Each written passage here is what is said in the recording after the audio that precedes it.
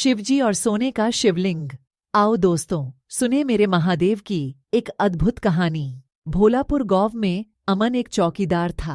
वह रात भर गांव की गलियों में लाठी लेकर आवाज लगाता घूमता था। इसके चलते गांव वाले चैन की नींद सोते थे। वह रात को अपना खाना लेकर निकलता और शिवजी के मंदिर जाता था। रात के समय जब पुजारी जी मंदिर बंद करते तब वह अपने काम पर निकल जाता था। एक दिन पुजारी बाबा ने उससे पूछा, पुजारी अमन, यह सभी गांव वाले सुबह मंदिर आते हैं और तू रात को मंदिर आता है, उसके बाद मंदिर बंद होने तक बैठा रहता है।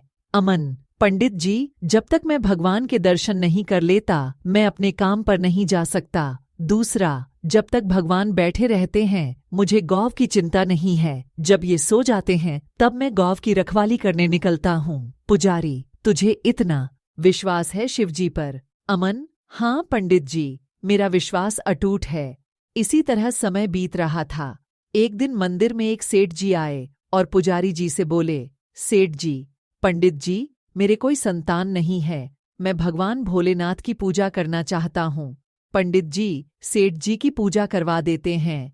पंडित जी, भगवान ने चाहा तो तुम्हें अवश्य संतान की प्राप्ति होगी, लेकिन उसे लेकर मंदिर में दर्शन करने अवश्य आना। 1 साल बाद सेठ जी के घर बेटा पैदा होता है। वे अपनी पत्नी व बच्चे के साथ मंदिर पहुंच जाते हैं। सेठ जी, पंडित जी, भोले बाबा ने मेरी पुकार सुन ली। यह सुनकर पंडित जी बहुत खुश होते हैं। उसके बाद सेठ जी कहते हैं, सेठ, पंडित जी, मैं इस शिवलिंग की जगह सोने का शिवलिंग स्थापित करना चाहता हूँ। पंडित जी, यह आप क्या कह रहे हैं? सेठ जी, यह शिवलिंग बहुत पुराना है, हम इसे हटा नहीं सकते, और अगर आपने सोने का शिवलिंग स्थापित कर दिया तो इस खबर के फैलते ही शिवलिंग चोरी होने का खतरा बढ़ जाएगा। सेठ जी, लेकिन पंडित जी, मैंने निर्णय कर लिया है, आप कोई उपाय बताइए।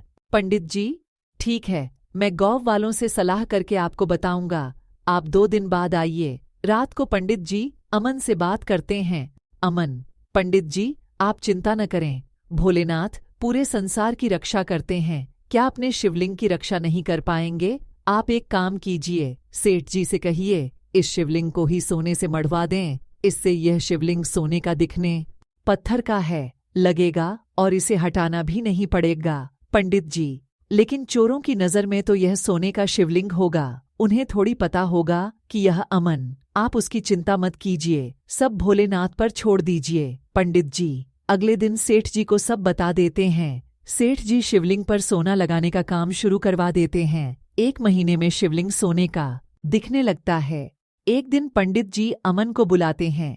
पंडित जी, अमन, तुम्हारी बात मानकर मैंने सेठ जी से शिवलिंग पर सोना तो मढ़वा दिया, लेकिन रात में इसकी रखवाली तुम्हारे जिम्मे है। अमन, पंडित जी, वैसे तो मेरे रहते पूरे गांव में चोरी नहीं हो सकती, लेकिन फिर भी मैं मंदिर का विशेष ध्यान रखूंगा। एक दिन रात को अमन मंदिर के पास से गुजर रहा था तो उसने देखा मंदिर के द्वार खुले हैं और एक आदमी शिवलिंग के पास कंबल ओढ़कर बैठा है। अमन उसके पास पहुंचा। अमन, तू कौन है और मंदिर का द्वार कैसे खोला? चोर है क्या तू? आदमी, नहीं, मैं चोर नहीं हूँ, मैं केवल यह सोना हटाना चाहता हूँ, तुम इस सोने को ले जाओ। क्या मतलब, इस सोने को क्यों हटा रहे हो? आदमी, यह सो अमन्ना तुम्हारे कारण लगा है, इसलिए मैं चाहता हूँ कि यह सोना तुम ही ले आजो। अमन, आप कौन हैं और ऐसा क्यों बोल रहे हैं? तभी वह आदमी भगवान शिव के रूप में प्रकट हो जाते हैं। शिव जी, मेरे और मेरे भक्तों के बीच में यह सोने की दीवार खड़ी कर दी है। मेरे भक्त जो भी श्रद्धा से अर्पण करते थे